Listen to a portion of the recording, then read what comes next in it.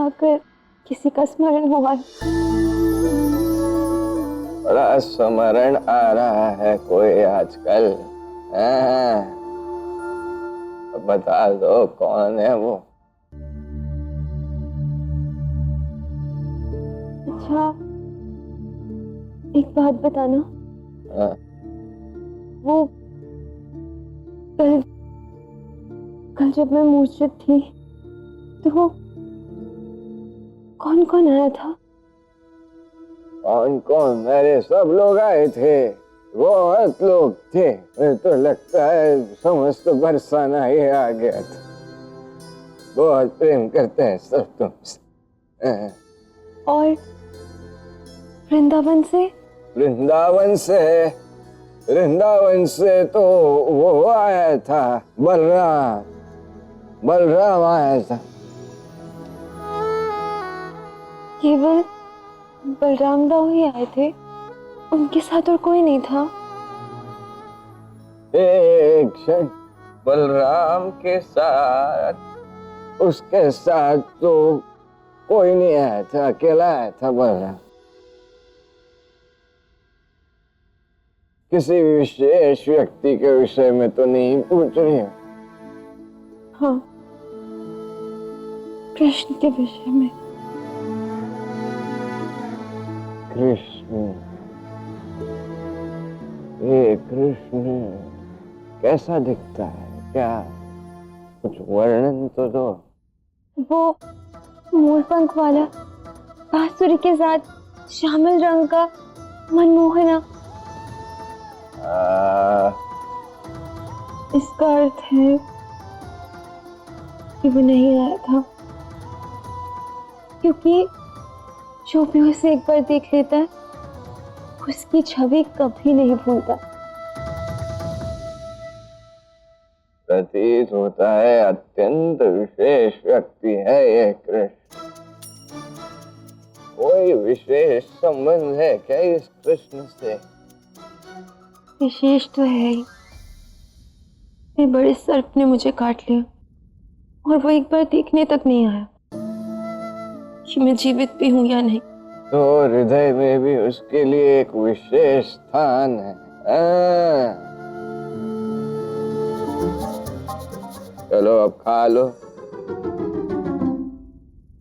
शीघ्र स्वस्थ होना है कि नहीं?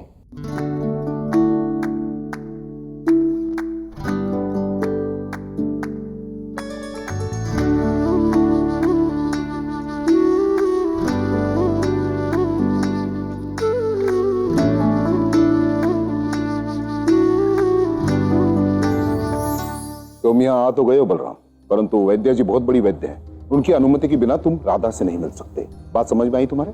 हाँ हाँ उग्रपद काका, मैं जानता हूँ कि अच्युता जी कितनी बड़ी वैद्य है। इसीलिए तो मुझे पूर्ण विश्वास है कि वो मुझे राधा से मिलने का एक अवसर अवश्य प्रदान करेंगे। बड़े ढीठ हो बलराम, कब से तुम्हारे काका बोल रहे हैं तुम नहीं मिल सकते हो राधा से, मतलब नहीं मिल सकते। चलो जाओ यहाँ से। कौन है वहाँ?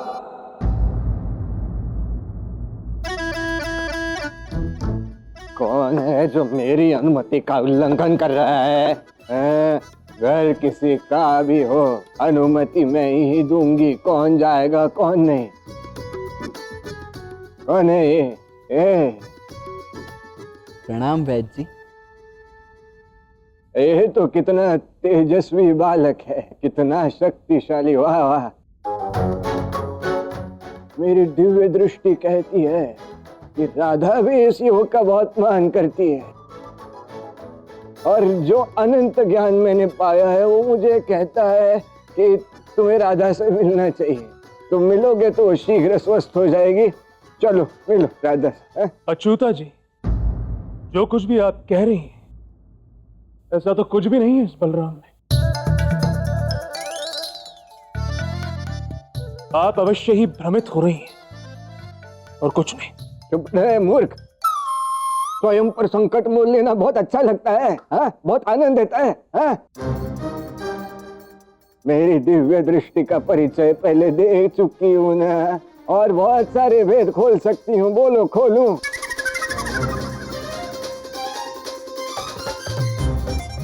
आवश्यकता है? यदि आप कह रहे हैं कि बलराम को भीतर जाना चाहिए तो बलराम जाएगा। जाओ बलराम, भीतर जाओ, ले जाइए। चलो युवक। हाँ।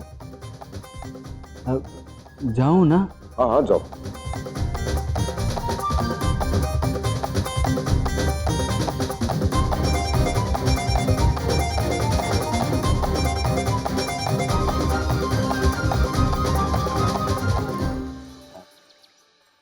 हाँ हाँ मैया, जाने दीजिए कान्हा को।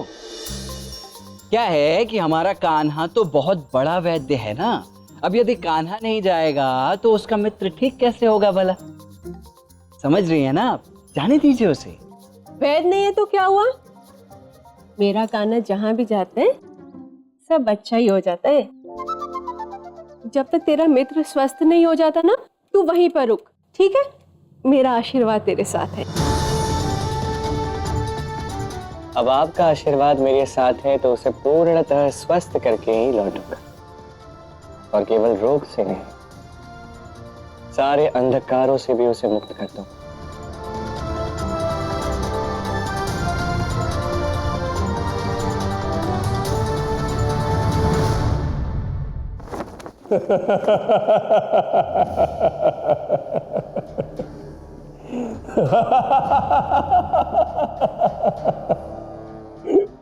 तुम्हें तो पराजित होने की सारी जुबान लान दी है। बड़े ही दयनीय व्यक्ति हो तुम। देखो ना, महाबली कंस ने तुम्हें राधा से मिलाने के लिए अपनी सारी शक्ति लगा ली, और तुम श्रापित होकर चले आए। मैं ऋषि दुर्वासा तुम्हें श्राप देता हूं कि जिस भावना से तुमने राधा को वो फल दिया, यदि भविष्य में तुमने उस भावना से उसे स्पर्श भी किया तो उसे क्षण भस्म हो जाओगे। तुम तो कृष्ण को भस्म करने गए थे ना, और स्वयं के भस्म होने का प्रबंध करके आ गए। वाह!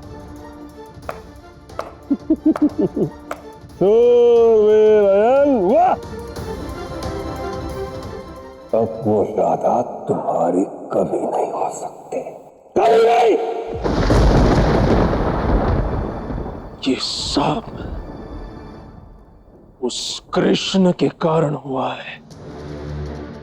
हाँ, ये सत्य है महाराज कि अब राधा मेरी नहीं हो सकती, किंतु ये भी स्पष्ट है कि मैं अब उसे उस कृष्ण की भी कभी नहीं होने दूंगा, कभी नहीं। अब तुम्हारे पास केवल एक ही उपाय है, वो राधा इसी प्रकार अस्वस्थ और तुम पर आश्रित रहे, और ये सुनिश्चित करना कि वो राधा अब कभी ठीक ना हो,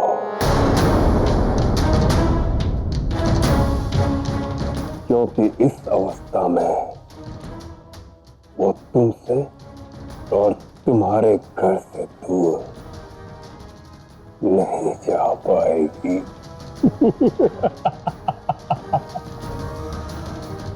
और तब तक मैं पता लगाता हूं कि वो अच्युता कौन है, कैसे उसने महाबली कंस के महाअस्त्र को विफल कर दिया। कैसे?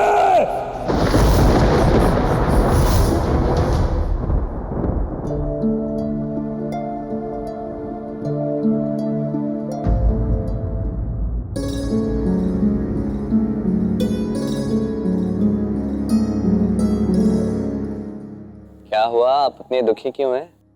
नहीं खाना, मैं तो बस राधा के विषय में सोच सोच कर चिंतित हो रहा था।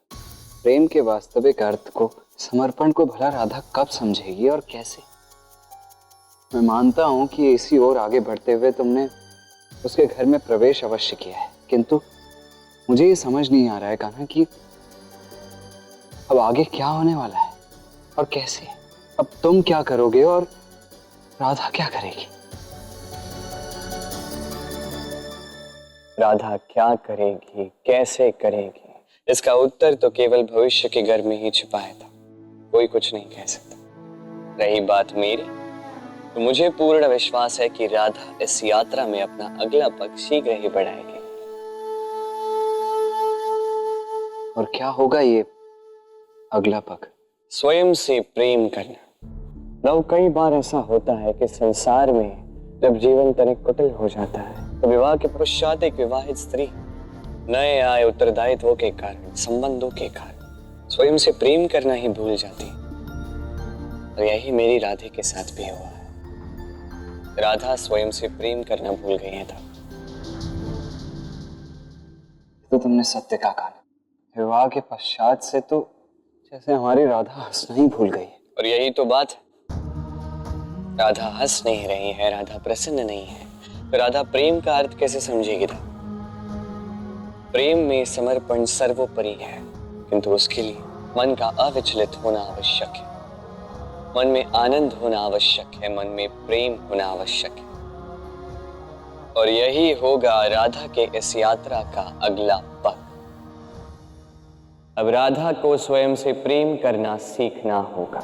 राधा जैसे पहली थी उसे ठीक वैसे ही बनना होगा, क्योंकि जब राधा प्रेम जागेगा तभी तो कृष्ण प्रेम उदित होगा।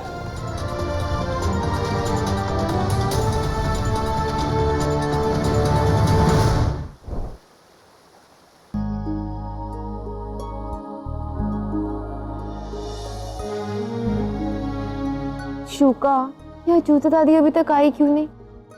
कहाँ रह गई? राधे राधे।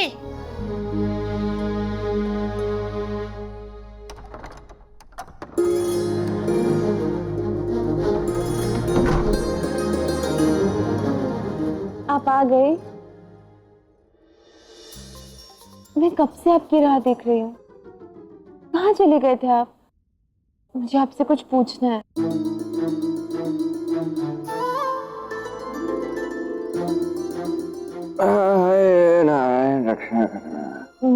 मुझे ना वो कृष्ण के विषय में पूछना है। हाँ, मुझे भी कृष्ण के विषय में कुछ पूछना है। अच्छा, आपको क्या पूछना है कृष्ण के विषय में? पूछना है? मुझे कहाँ कुछ, मुझे तो बताना है। तुम क्या सुन रहे हो? बहरी हो गई हो क्या? अच्छा, तो बताइए ना, क्या बताना है? ये जो कृष्ण है ना, जो भी है, जैसा भी है, राधा तुम्हारे लिए बिल्कुल उचित नहीं है। मैं क्या? क्यों? ऐसी क्या बुराई है उसमें? अगर इतनी सी बात कही कृष्ण के विषय में बुरा लगा ना? लगा ना? हाँ, एक शब्द नहीं सुन सकती कृष्ण के विषय में। मैं इतना बता दूं कि कृष्ण को जो है औषधि दे दी है। ठीक है, मुझे तो लगता है अब तो कूद रहा होगा कहीं पे जाके। अच्छा, एक प्रश्न पूछ ही लेती हूँ। पूछूं? पूछिए। तुम्हारा और कृष्ण का कोई प्रेम प्रसंग है क्या? मेरे कहने का तात्पर्य यह है कि तुम्हारे समक्ष उसकी बुराई करो तुम्हें बुरा लगता है, उसके समक्ष तुम्हारी बुराई करो उसे बुरा लगता है। ये क्या है? इधर आ, इधर आ। कोई चक्कर वक्कर तो नहीं है ना? चक्कर?